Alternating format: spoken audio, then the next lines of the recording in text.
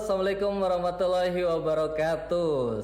Selamat pagi, selamat siang, selamat malam, semangat pagi semuanya ya. Baik, sahabat-sahabat semua, insya Allah hari ini kita ketemu lagi dengan saya Muhammad Adin Sultan, persembahan dari ST Ekuitas dalam sharing keilmuan, ilmu ekonomi, manajemen, keuangan, perbankan syariah, dan akuntansi.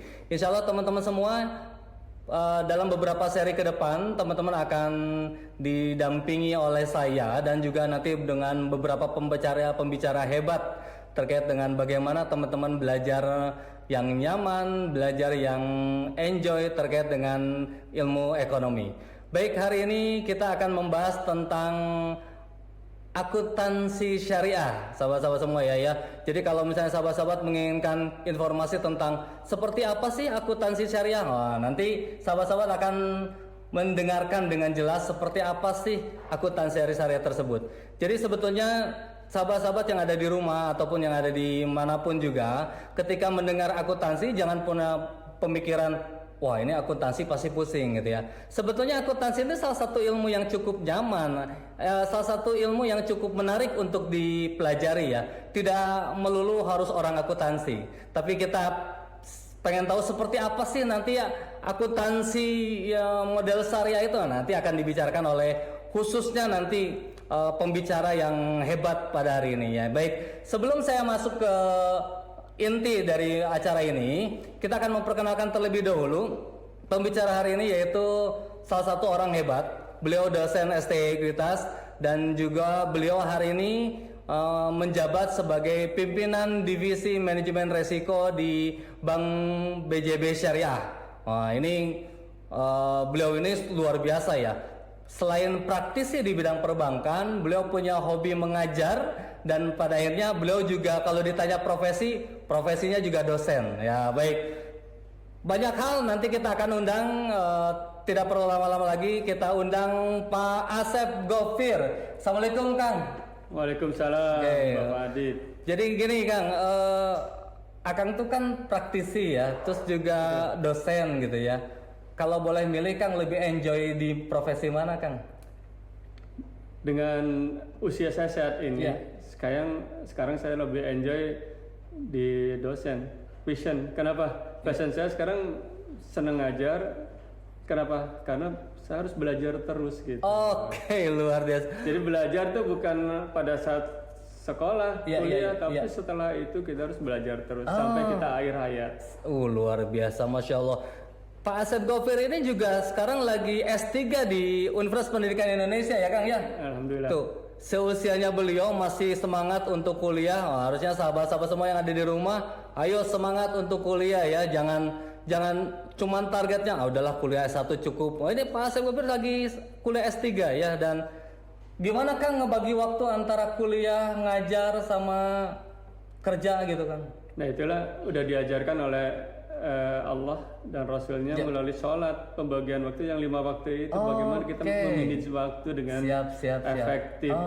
Kantor, keluarga, ngajar, kuliah, insya Allah. Yang penting happy, enjoy, nggak akan stres.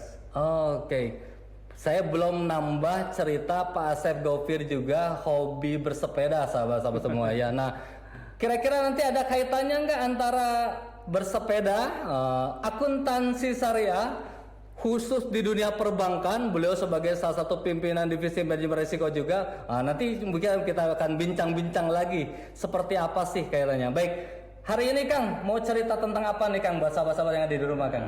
Untuk hari ini saya akan menyampaikan akuntansi syariah. Akuntansi syariah. Mohon maaf Kang, Akang sebelumnya memang basicnya akuntansi. basicnya akuntansi, tapi saya waktu SMA benci akuntansi. Saya tangkap. Sekarang bicara akuntansi, profesinya akuntansi, tapi SMA benci akuntansi. Kita pegang kuncinya ya. Tapi kenapa sampai akhirnya sekarang menyukai, Kang? Ya. Itulah kehidupan, hanya Allah yang tahu. Siap. Dalam Al-Quran, apa yang kamu anggap baik belum tentu baik buat kamu. Apa yang anggap kamu jelek itu lebih baik buat kamu. Ternyata alhamdulillah, saya pernah menjadi dosen koordinator akuntansi Bank Syariah di perguruan tinggi negeri. Oh, padahal saya dulunya benci, tapi jadi menyenangi. Ya karena disitulah Allah membuka tabirnya bahwa ayat-ayat Al-Quran itu benar apa adanya. Oke, luar biasa. Gak sabar ya, pengen tahu cerita seperti apa sih akuntansi. Silakan Kang, mau cerita apalah tentang akuntansi, mangga silakan Kang. Oke, kita tahu ya, sekarang akuntansi itu mencatat masalah keuangan. Sederhana, mencatat keuangan, kemudian melaporkannya, kemudian laporan itu sebagai bahan untuk memutus apa? Kebijakan. Siapa yang membutuhkan? Stakeholder. Siapa stakeholder? Baik pengusaha tersebut, masyarakat, pemerintah, atau yang membutuhkan informasi, semua harus bisa dan membutuhkan akuntansi. Sangat sederhana sebetulnya. Dulu saya benci akuntansi karena suka menghitung uang orang gitu. Sekarang juga saya masih menghitung uang orang. Masih gitu. Ya Kang, baik. Ya, boleh deh Kang lah sore sedikit cerita tentang apa itu akuntansi, apapun akuntansi syariah, dan beda nggak sih Kang sama yang konvensional gitu? Kalau dengan bank konvensional berbeda jauh. Kenapa? Kalau akuntansi bank syariah itu kan dasarnya dari transaksi real. Kalau bank konvensional itu moneter. Jadi emang lebih mudah bank konvensional. Kenapa?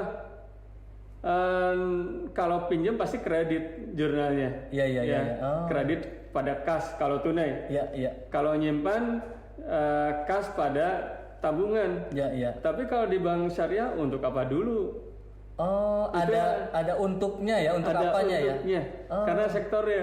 Dan sebetulnya dengan belajar akuntansi syariah ini bisa diterapkan oleh masyarakat untuk kepentingan masyarakat itu sendiri. Saya pegang. Ini Indonesia ini kan mayoritas Muslim ya Kang. Ya, jadi seharusnya cocoknya akuntansi syariah mungkin ya Kang dibanding konvensional, atau gimana Kang? Betul. Kenapa? Karena akuntansi syariah ini betul-betul transaksinya transaksi real yang dicatatnya. Tidak boleh goror itu tidak jelas. Tidak jelas, betul. Harus pasti. Misalnya saya beli kendaraan. Jurnalnya gimana? Kalau kendaraan berarti aktiva tetap. Kendaraan kalau tunai ya pada kas, kalau transfer pada Bank Indonesia misalnya gitu. Sederhana sebetulnya.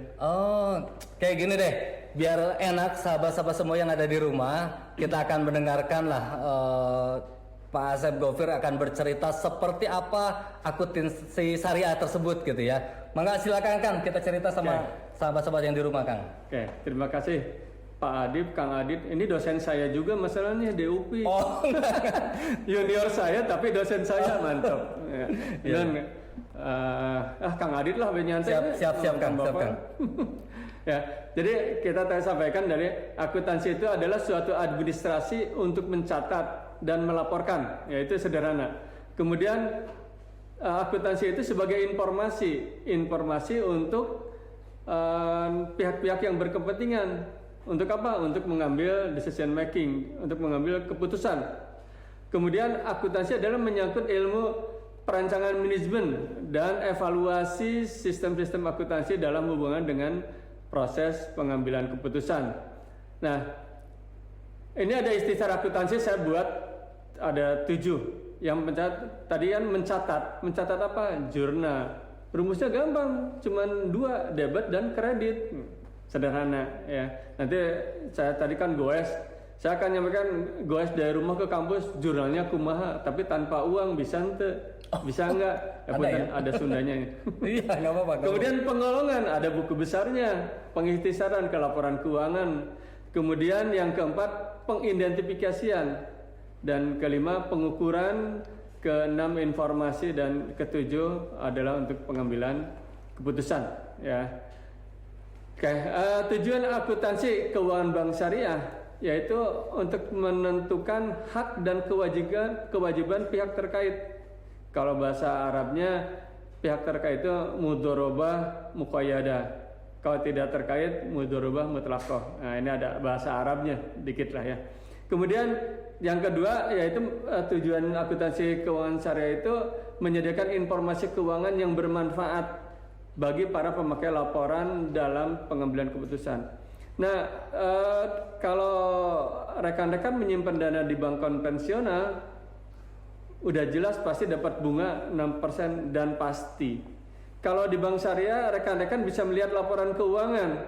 Semakin baik revenue-nya atau profitnya, keuntungannya, maka akan baik juga bagi hasil yang diperoleh oleh rekan-rekan sebagai penabung atau deposan. Kenapa? Karena makin tinggi keuntungan, makin besar bagi hasilnya.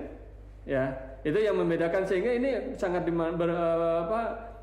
dibutuhkan oleh masyarakat untuk akuntansi syariah ini.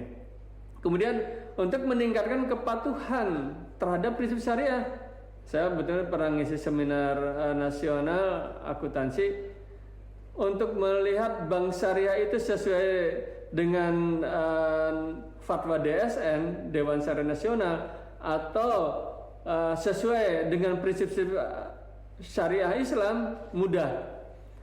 Lihatlah pencatatan atau laporan keuangan bank syariah. Itu akan kelihatan sesuai syariah atau tidak sesuai syariah bank syariah itu. Karena banyak masyarakat masih meragukan terhadap bank syariah yang masih katanya itu hanya lipstick, hanya kamuflase aja. Topeng doang katanya. Topeng doang. Bank syariah rasa konvensional katanya. Yeah. Makanya kalau ingin meyakinkan bank syariah sesuai dengan syariah, belajarlah akuntansi syariah. Oke. Ya, itu sederhana sekali ya. Kemudian landasan akuntansi syariah ternyata itu udah diperintahkan oleh Allah dalam surat Al-Baqarah ayat 282. Itu ayat yang terpanjang ya, tapi saya ngambil petikannya yang pertama aja ya, dari surat Al-Baqarah ayat 282 itu, yang artinya, hai orang-orang beriman, jika kalian atau kamu melakukan transaksi secara tidak tunai, maka tuliskanlah, maka catatlah, gitu ya. Itu udah ada perintah sebetulnya. Nah, itu yang baru saya sadar, kenapa saya dulu benci akuntansi. Ternyata setelah baca surat Al-Baqarah 282, itu mana udah diperintahkan oleh Allah. Oke, iya. Kemudian yang kedua, bahwa bank syariah itu sesuai syariah akan terlihat dalam surat An-Nisa ayat 29. Wahai orang-orang beriman, jangan kalian memakan atau mengambil harta orang lain secara batil, secara dolim, tapi harus antarodin, yaitu sukarela, kesepakatan kedua belah pihak, ya, tidak bisa sepihak. Nah, saya dulu mantan konvensional. Di bank konvensional itu bunga floating. Gimana bank mau memberikan bunganya berapa? Yeah. Kalau lagi kondisi resesi ini, itu bisa otomatis naik. Oh, betul ya. Ya. Ada yang dirugikan ya Kang berarti ya? Iya. Itu karena bank kalau enggak akan rugi karena bayar bunga harus tinggi. Betul. Makanya waktu tahun 9798 bunga deposito sampai 60%, bunga sampai di atas 30% bunga kredit. Itu langsung dibebankan oleh bank. Tapi kalau di syariah tidak bisa. Karena itu termasuk ada unsur kedoliman, harus ada kerelaan daripada si nasabah. Itu akan terlihat di akuntansi. Kemudian yang ketiga, Allah menghalalkan jual beli dan mengharamkan riba. Jadi transaksi di bank syariah itu salah satunya adalah jual beli. Bahkan kelihatan betulkah jual beli yang bagaimana yang diperkenankan di dalam Islam. Nanti kita sampaikan. Kemudian akuntansi itu dasarnya dari kesepakatan, dari akad-akad. Ya. Maka dari akad itu akan dijadikan pada saat transaksi dan seterusnya itu berdasarkan akad. Tidak boleh bertentangan dengan akad. Siap. Ini yang paling mendasar beda sama konvensional ya kan? Ya, makanya Bank Syariah cukuplah akadnya, pelaksananya. Gimana nanti nggak bisa. Antara akad dengan jurnal akuntansi harus sesuai. Kalau nggak sesuai berarti itu ada pelanggaran. Berarti sudah tidak syariah lagi ya Kang? Itulah sederhana sebetulnya. Iya. Persis ya. Okay. Kemudian saya ambil kaidah fikih ya terkait dasar ekonomi Islam atau terkait ibadah ghair mahdoh, yaitu hukum asal menetapkan syarat dalam muamalah adalah halal atau diperbolehkan. Ya, intinya boleh, silakan Anda lakukan kecuali ada dalil dalam Al-Quran dan hadis yang melarangnya. Cuman sedikit, cuman 6 sebetulnya. 6 Kang? 6. Coba ya, hanya 6 Hanya 6. Ya, oke. Tapi kalau konvensional tidak ada dasar larangan. Contoh, apakah bank konvensional boleh membiayai pabrik minuman keras? Boleh. Bank syariah nggak boleh. Boleh membiayai peternakan babi? Boleh. Bank syariah nggak boleh. Jadi ada batasan-batasannya, jelas. Iya, karena dasarnya Al-Quran dan hadis. Ada jelas. Iya tuh. Oke. Nah, saya yang 6 itu saya coba ya kalau di beberapa literatur 6, cuman saya mencoba sederhanakan 3 supaya lebih mudah. Yang pertama tadi adalah surat An-Nisa Antarodin kan, sepakat. Ya. Harus sepakat dulu kalau transaksi, nggak bisa ada pemaksaan, itu nggak boleh. Yang kedua adalah transaksi tidak boleh ada unsur kedoliman. Yang ketiga harus membawa kemaslahatan, kebaikan buat semuanya, buat stakeholder. Nah, saya bahas yang kedua, ya ini yang dikembangkan. Yang pertama yang tidak boleh ada unsur dolim. Yang pertama bukan riba. Riba itu ada penambahan, ya, tapi tidak ada underlying transaksinya. Contoh, memang riba itu terbagi 2 besar, riba utang piutang dan riba jual beli. Riba utang piutang itu riba qard dan riba jahiliyah. Riba qard itu kita minjam tanpa dasar apa-apa, ada penambahan. Nah, kalau riba jahiliyah, kalau lewat waktu dikenakan kelebihan yang biasa disebut denda. Ya. Tapi di bank syariah ada denda, nanti saya jelaskan. Siap. Ya. Kemudian kalau transaksi riba jual beli, ada riba fadal, ada riba nasiah. Riba fadal itu terkait dengan jual beli barang yang sejenis, rupiah dengan rupiah. Contoh di bulan Ramadan, ada jual beli uang baru, satu gepok 20.000, 2.000-an, dijualnya 2.200, itu ada kelebihan, selisih. Barangnya jenis rupiah dengan rupiah, itu riba fadal. Kalau riba nasiah itu ada unsur spekulasi. Kita beli dolar nggak kemana-mana, Suganwe naik, pakai turun gitu. Nah itu ada unsur judi, ada unsur spekulasi, itu tidak diperkenankan. Tuh, benar. Yang kedua, di dalam transaksi syariah itu tidak boleh membahayakan diri sendiri atau orang lain, baik yang berakad maupun yang tidak berakad. Jadi harus membawa kemaslahatan. Akan kelihatan kalau ada itu kemudaratan, itu nggak boleh. Ya. Kemudian yang 3, tidak ada penipuan. Gharar ya. Atau gharar tidak jelas. Ya, kasarnya ada jangan menjual kucing dalam karung. Kucing Persia atau itu kucingnya budugan gitu. Iya benar. Nggak boleh. Iya. Yang keempat, tidak mengandung materi-materi yang diharamkan. Tadi ada unsur babi, ada unsur yang memabukkan, itu udah jelas nggak diperkenankan. Ya.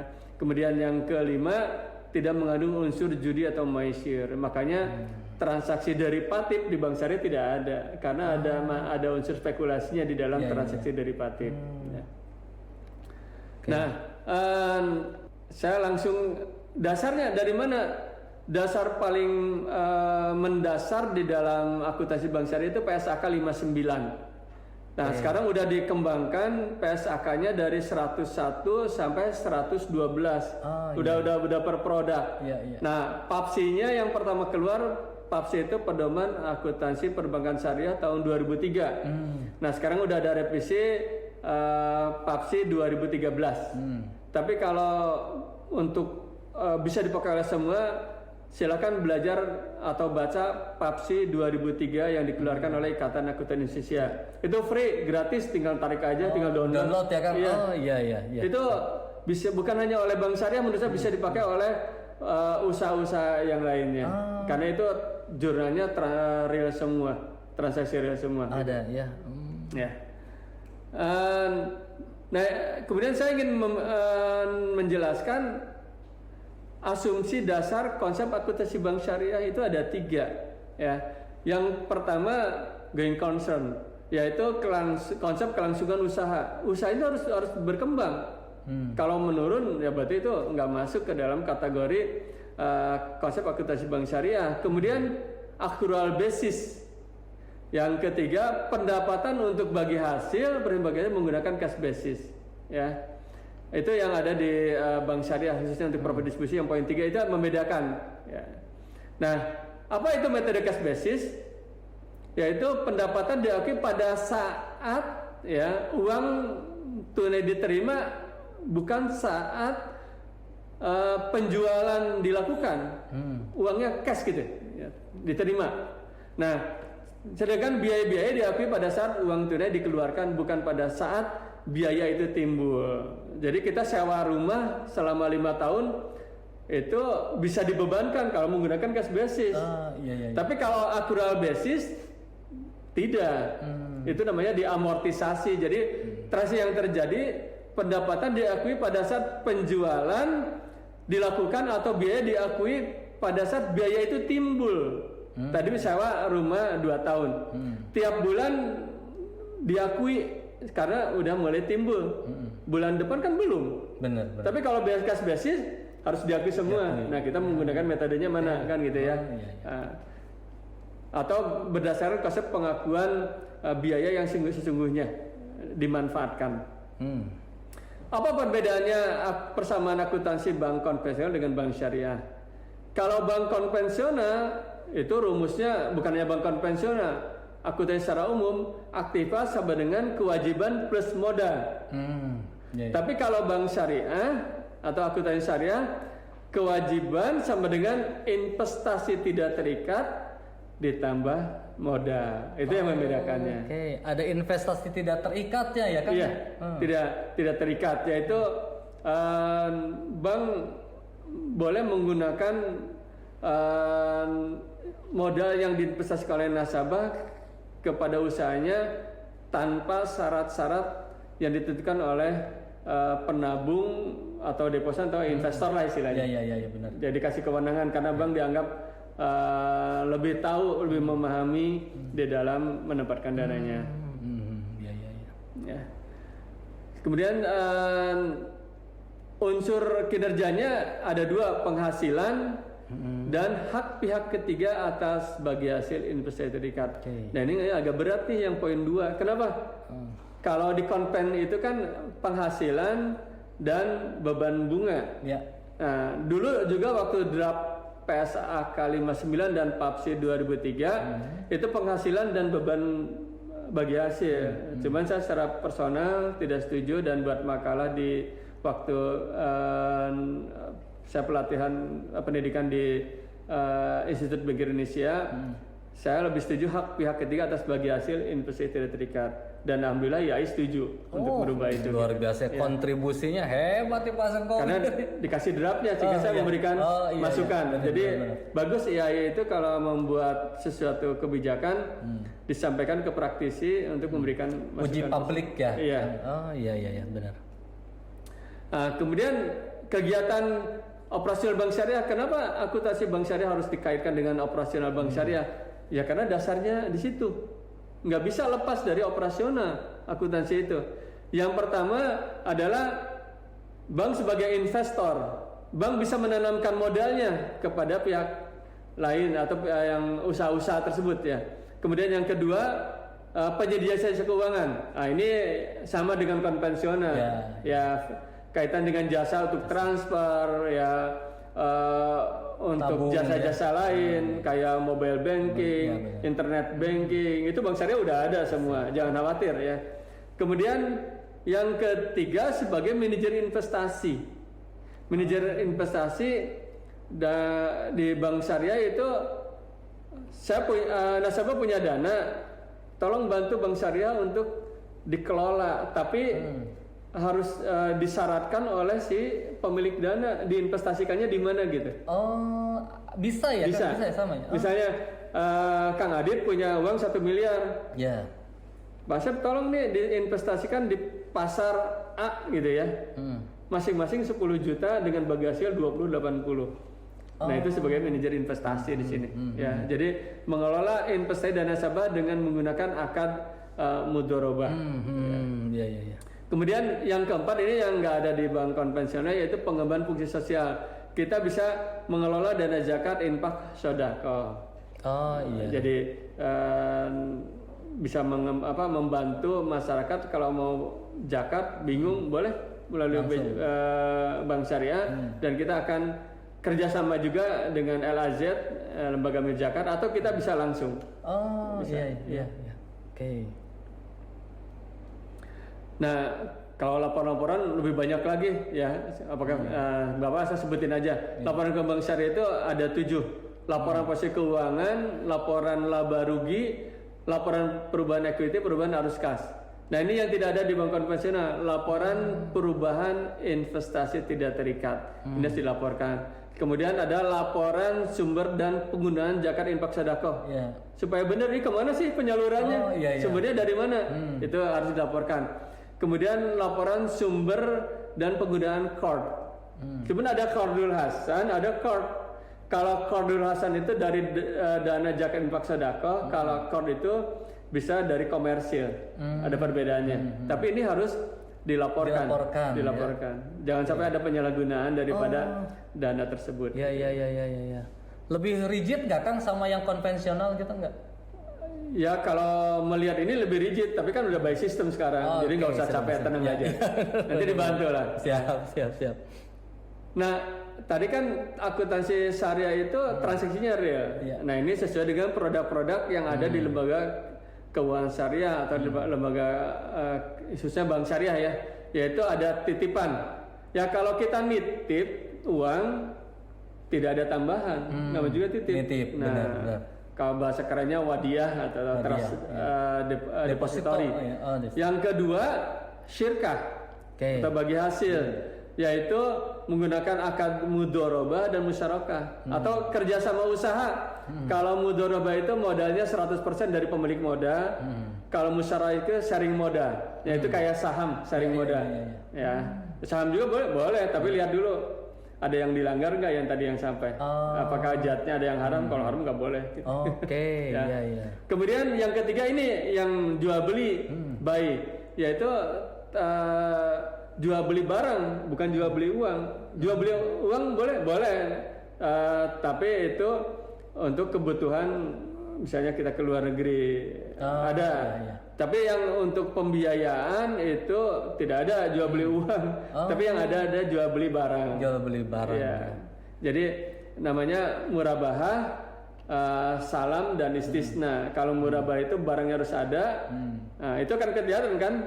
Kalau murabahah ternyata uang dikasihkan, apakah sesuai syariah atau tidak kan gitu. Kalau salam itu sama istisna itu barang pesanan, barangnya belum ada tapi kita harus start dulu. Boleh. Itu boleh ya. Kayak sekarang gitu ya Kang, kayak belanja online gitu. Ya, itu bisa kalau barangnya udah ada, udah jelas, itu murabahah.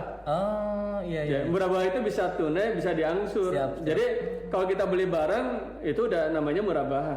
Iya. Sedikit belok Kang. Kalau kaitannya sama saham, nah ini gimana? Saham itu tadi menggunakan musyarakah.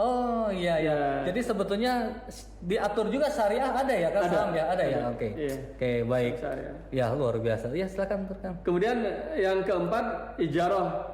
Bank syariah boleh menyewakan barang-barangnya. Boleh menyewakan tempat. Di bank konvensional nggak ada. Di bank konvensional jual beli ada nggak? Nggak ada. Ya. Kemudian berserikat nggak ada. Nah, kemudian yang kelima IMBT atau Ijarah Mutah Bitamlik.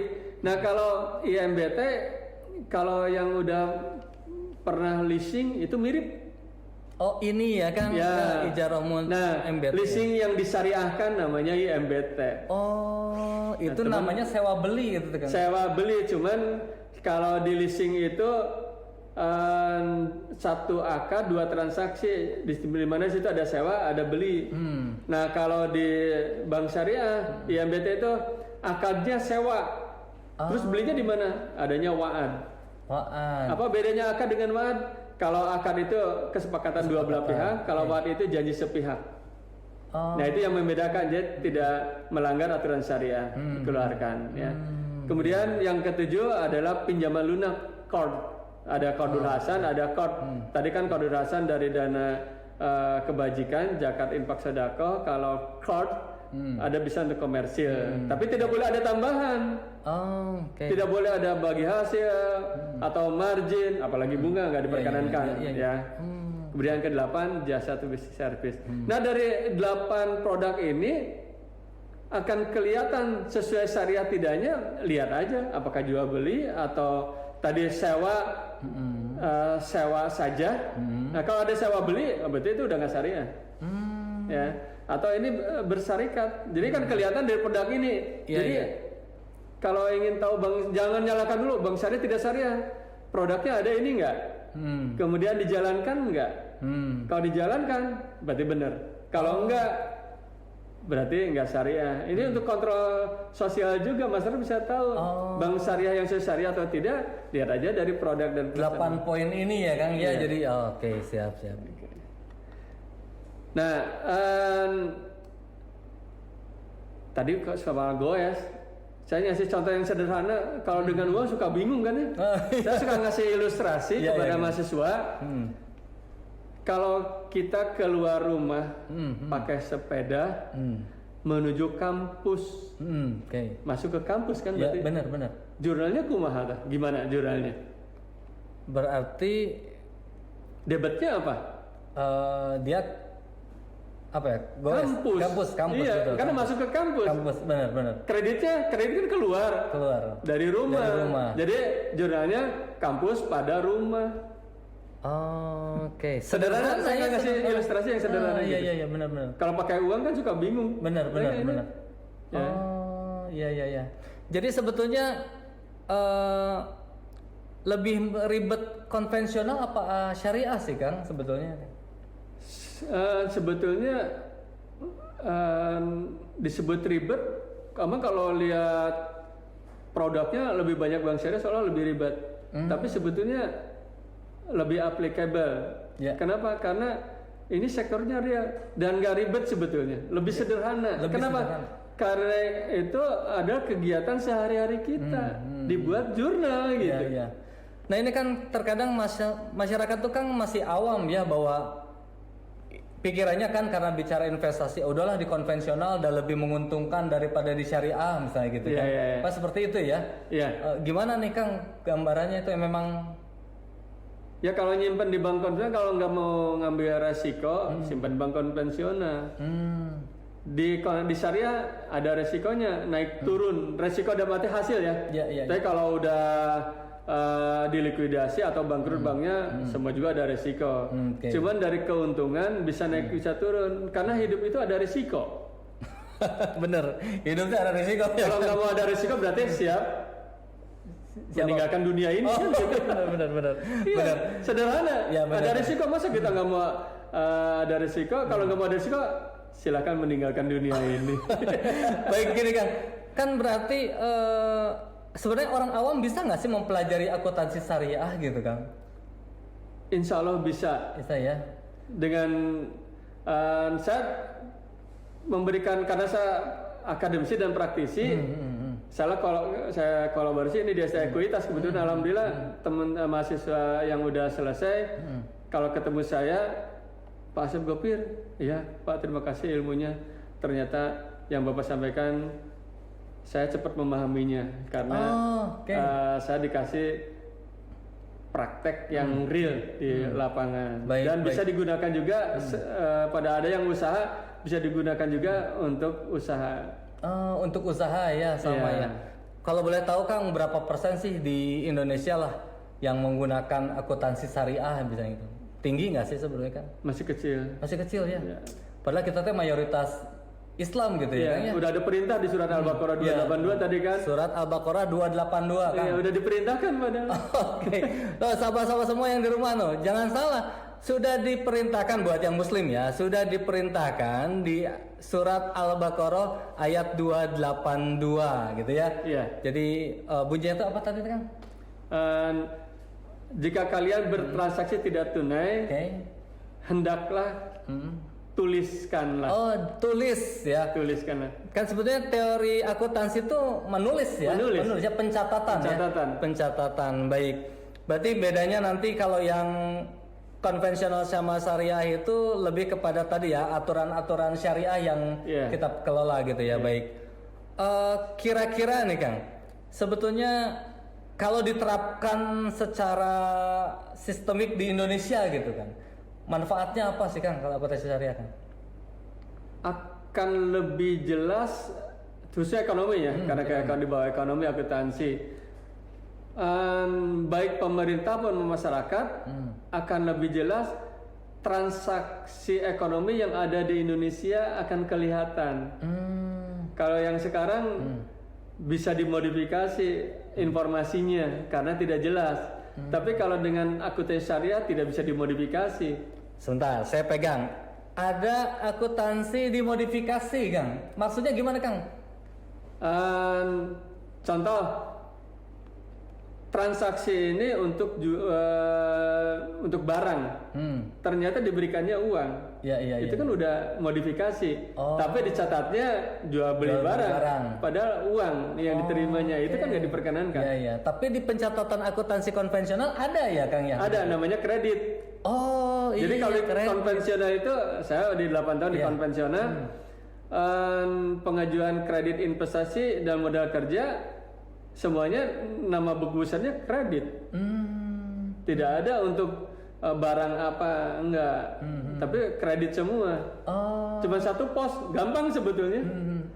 Kalau di syariah untuk apa? Untuk barang jual beli. Kalau untuk kerjasama usaha, pembiayaan musyarakah dan mudharabah. Kalau untuk sewa, ijarah. Kalau sewa dengan wa'ad beli, ijarah mutahiyah bitamlik. Untuk pinjaman lunak, record gitu. Itu jelas kan? Jadi masyarakat dengan melihat laporan keuangan udah bisa melihat semua. Nggak usah dijelaskan, udah paham sebetulnya. Ya baik. Jadi gini Kang, kan tadi diungkapkan lah sama Kang bahwa ada sisi ketika kita bicara sebagai orang awam Kang ya. Kan ada yang bilang dah bank syariah semua juga mukanya aja syariah, dalamnya mah sama wae konvensional gitu ya. Ada yang bilang seperti itu. Terus kan tadi Akang bilang lihat saja di akuntansinya apakah ada prinsip-prinsip syariah. Nah, ketika kita bicara laporan keuangan yang dipublish keluar gitu Kang ya, yang membedakan dengan yang konvensional apa tuh Kang ketika dipublish keluar tuh? Di laporan keuangan bank syariah dan konvensional udah jelas-jelas. Yang pertama, kalau di konvensional ada transaksi derivatif, posnya derivatif. Kemudian kredit. Kalau di bank syariah, ini ngambil di laporan keuangan di aktiva. Kalau di bank syariah tidak ada transaksi derivatif.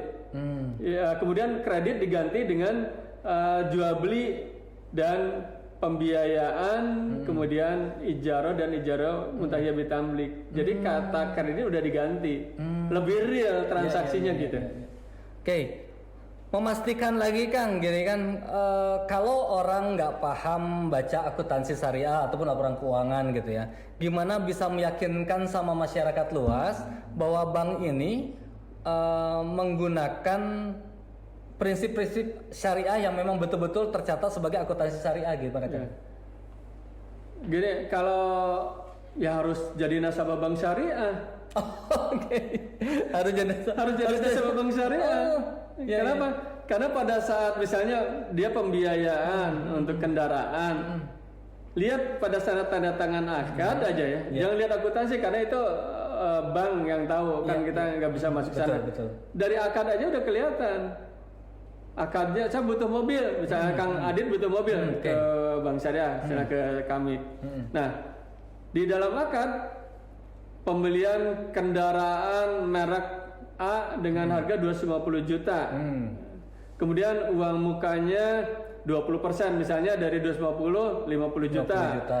Harganya harga jual Bank Syariah ke Kang Adit tadi 250 dikali 50 harga jualnya 300 juta. Berarti ada margin berapa? 100.000. Iya. Dibagi 30 bulan, berarti per bulan 10 juta. 10 juta. Dan itu tidak boleh nambah, tidak boleh kurang. Pada saat pelunasan jangka waktu misalnya 10 bulan. Iya, 10 bulan. Mau dipercepat, mau lambat itu nggak boleh. Oh, harus sesuai aja dengan jadwal. Tidak boleh ada penambahan, karena kalau nambah marginnya maka itu masuk ke dalam dikhawatir masuk ke dalam riba itu ya. Jahiliyah. Oh, iya. Jadi harus sesuai ya. Iya. Jadi kuncinya ternyata di akad juga ya kan? Akad ya sebenarnya. Cuma makanya bukan hanya akad, nanti akan dilihat akadnya dilaksanakan nggak jurnal akuntansinya sesuai dengan akad nggak. Nah itu kalau di audit, kalau basicnya audit akan kelihatan. Kalau nggak sesuai akad berarti langsung kita konfirmasi kenapa nggak sesuai dengan akad. Berarti ini nggak sesuai dengan syariah. Oke. Kan gini Kang, tadi keterkaitan dengan IAI ya, ada IAI yang sebagai Ikatan Akuntansi Indonesia, terus tadi ada PSAK juga sebagai yang mengatur segala macam. Terus peran MUI nah gimana nih Kang nih di dalam akuntansi syariah gini Kang? MUI itu membentuk badan namanya Dewan Syariah Nasional. Oh, DSN itu ya Kang? DSN yang mengeluarkan fatwa. Fatwa apa? Produk-produk yang ada di lembaga keuangan syariah, baik itu bank syariah, asus syariah, leasing syariah, dan semuanya itu sesuai dengan fatwa. Nah, kemudian dilaksanakan oleh bank syariah. Siapa yang mengawasinya? MUI menempatkan orang-orangnya di bank syariah. Wadahnya namanya itu Dewan Pengawas Syariah. Dewan Pengawas Syariah. Dan itu udah sertifikasi harus udah menjadi anggota Dewan Syariah Nasional, dan dia udah memahami transaksi syariah, sehingga pada saat bank syariah itu tidak syariah, yang tanggung jawabnya Dewan Pengawas Syariah, karena dia mengawasi. Jadi jangan khawatir. Jangan khawatir kalau bank syariah tidak syariah, tanya aja ke Dewan Pengawas Syariahnya. Ada yang mengawasi. Ada yang mengawasi ya, Dewan Pengawas Syariah ya. Banyak gak Kang itu? Rata-rata 3 orang. Oh, setiap bank rata-rata 3 orang ya. Dan asuransi bank syariah pokoknya ada Dewan Pengawas Syariahnya. Termasuk koperasi syariah harus ada Dewan Pengawas Syariahnya. Dan jangan khawatir juga, yang mengawasi bukan hanya Dewan Pengawas Syariah. Ya memang notabene kebanyakan ulama di situ. Betul. Di situ ada internal audit dan dia memahami syariah. Kemudian ada otoritas yaitu OJK. Dia mengawasi juga sesuai syariah tidaknya. Iya. Oke. Mohon maaf. Jadi peran Dewan Pengawas Syariah itu sangat krusial ya di sini. Krusial. Oke. Banyak gak sih Kang kalau secara kompetensi lah profesi di Indonesia tuh banyak gak orang yang memang layak untuk menjadi seorang Dewan Pengawas Syariah gitu? Masih sedikit Pak. Nah, sahabat-sahabat semua, ini ada peluang nih ya buat sahabat-sahabat yang masih muda gitu ya, yang sekiranya, waduh saya mau jadi apa gitu ya. Ini ada peluang nih. Ternyata pakar syariah itu masih sedikit ya di Indonesia ya. Masih sedikit. Nanti kita doakan Pak Asep Gofir nanti setelah doktor ini pegang kepakaran sebagai syariah, nanti jadi ketua Dewan Pengawas Syariah Indonesia. Gitu ya. Luar biasa. Memang apa Kang? Karena memang keilmuannya tidak menarik itu atau gimana Kang ya? Karena mungkin banyak bahasa Arab ya. Sebetulnya kalau di bahasa Indonesia kan akan lebih mudah. Lebih mudah. Kenapa? Ya. Karena pada saat memberikan mengeluarkan fatwa atau memberikan opini atau mengeluarkan opini, dalilnya harus jelas, urutannya harus jelas. Dari mana boleh tidaknya itu tidak sembarangan. Dan itu harus dia mempunyai keahlian di dalam fikih muamalah. Oh, jadi paham fikih muamalah, paham tentang dalil-dalil juga, baru secara teori dia diterapkan segala macam ya. Gitu. Levelnya luar biasa ya. Jadi sahabat-sahabat semua nggak usah khawatir, sebetulnya itu bisa diraih ya. Jadi kalau sahabat-sahabat memang mau belajar, prosesnya pasti ada. Prosesnya ada dan harus dilalui, dan gak usah khawatir ya, ini ternyata syariah itu menyenangkan. Kata dia tadi Pak Asep Gofir bilang akuntansi syariah itu, akuntansi dulu nggak suka beliau ketika SMA, tapi ketika kuliah kecemplung di bidang akuntansi, hari ini tentang akuntansi, dan ternyata beliau cukup menguasai ya tentang akuntansi syariah. Kang, terakhir Kang, buat masyarakat luas kesan ataupun sedikit lah gambaran gitu kan, harapan ataupun ya pesan yang ingin disampaikan lah oleh Akang kepada masyarakat tentang akuntansi syariah atau apapun lah, silakan ya.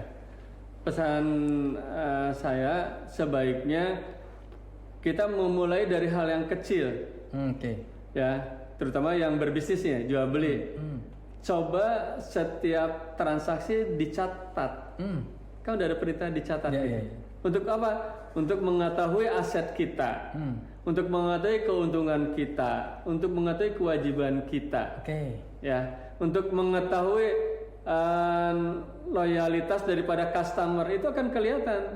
Siapa saja itu yang sering kesini yang beli gitu ya. Ini untuk pedagang-pedagang lah, ya, atau ya.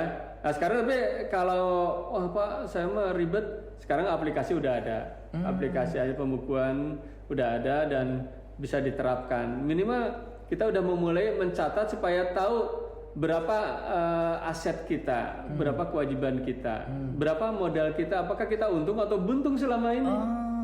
Jangan asal usaha beli itu ini tahu-tahu bangkrut. Kenapa? Karena tidak tahu apa yang dilakukan ini apa menguntungkan atau tidak menguntungkan. Banyak orang minjem kredit, tahu-tahu atau minjem pembiayaan, tahu-tahu untuk harusnya untuk modal kerja dipakai untuk konsumtif. Harusnya untuk mengembangkan usaha, tapi untuk konsumtif. Apa yang terjadi? Cost-nya atau biayanya membengkak, pendapatan berkurang. Ini yang banyak terjadi di UMKM ya Kang ya. Nah, ini pokoknya tolong amanah kalau mengajukan pembiayaan ke bank syariah untuk modal kerja, yang modal kerja. Jangan untuk yang lain, misalnya untuk beli mobil, beli rumah atau mungkin dan yang lain-lainnya, jangan. Harus amanah. Ini nggak bisa dikontrol sama bank berarti ya? Sebetulnya bisa. Makanya saya pernah mengusulkan, tanya di BI mengeluarkan, saya kerjasama dengan BI, mengeluarkan aplikasi. Setiap UMKM diberikan aplikasinya dan bank bisa mengontrol modal yang diberikan kepada mereka. Oke, baik. Jadi gini sahabat-sahabat semua ya, jadi benar yang tadi dikatakan sama Pak Asep Gofir, memang terkadang kan kawan-kawan UMKM lah terutama ya, ketika bicara masalah pencatatan ya Kang ya, terkadang kan masih belum bisa membedakan mana uang saku sebelah kanan sama sebelah kiri kan ya Kang ya, mana uang yang memang untuk bisnis dan juga mana yang memang uang untuk pribadi ya atau keluarga. Baik Kang, ini ke depan kalau misalnya ternyata animonya bagus gitu kan, kira-kira mau nggak Kang buat sharing sama teman-teman UMKM nih ke depan? Siap. Siap insya Allah sahabat-sahabat semua. Baik, terima kasih Kang Pak Asep Gofir yang sudah berkenan hari ini sudah mengisi terkait dengan ini persembahan dari STI Ekuitas tentang sharing keilmuan di bidang manajemen, akuntansi dan juga ekonomi. Dan khusus pada hari ini sahabat-sahabat semua yang ada di rumah ataupun dimanapun berada sudah belajar tentang ini baru dasar-dasar ya kayaknya akuntansi. Baru pembukaan. Ini baru pembukaan akuntansi syariah, belum detail ini. Ini baru pembukaan aja udah bikin penasaran Kang. Mudah-mudahan nanti Pak Asep Gofir berkenan untuk datang kembali di sesi acara yang mungkin lebih berbeda ataupun nanti di sesi apapun, dan insya Allah mudah-mudahan beliau mau sharing keilmuan ya.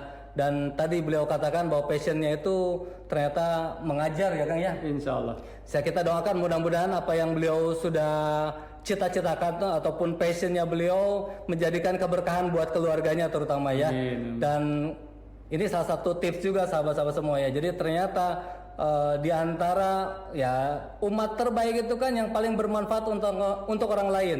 Nah hari ini insya Allah Pak Asep Gofir itu memberikan manfaat kepada halayak banyak, dan mudah-mudahan viewers yang sudah nonton di YouTube channelnya STI Ekuitas selalu stay tune. Nanti insya Allah kalau memang like-nya banyak, peminatnya banyak, menginginkan Pak Asep Gofir untuk tampil lagi di YouTube channelnya STI Ekuitas, silakan sahabat-sahabat semua untuk bisa komentar di sana. Dan insya Allah nanti kalau misalnya dengan kesibukannya beliau, kalau memang tidak bisa hadir di ruangan ini, kita bisa belajar via Zoom ya Kang ya?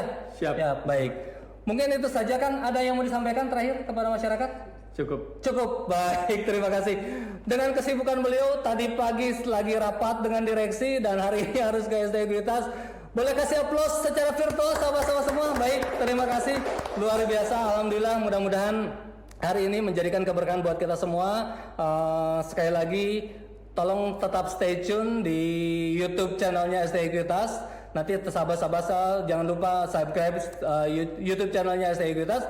Dan juga sahabat-sahabat semua, mohon untuk dikomentari kalau sekiranya sahabat-sahabat menyukai dan tertarik ataupun ya menginginkan edisi lanjutan terkait dengan materi ini, silakan sahabat-sahabat boleh berkomentar di channel kami. Dan jangan lupa juga sahabat-sahabat semua untuk boleh informasikan ke teman-temannya yang lain, tetangga-tetangga, saudaranya, siapapun yang ingin belajar tentang manajemen, yang ingin belajar tentang akuntansi, yang ingin belajar tentang ilmu ekonomi, yang sekiranya memang belum punya waktu untuk kuliah, silakan pantengin terus channel di STI Ekuitas ya.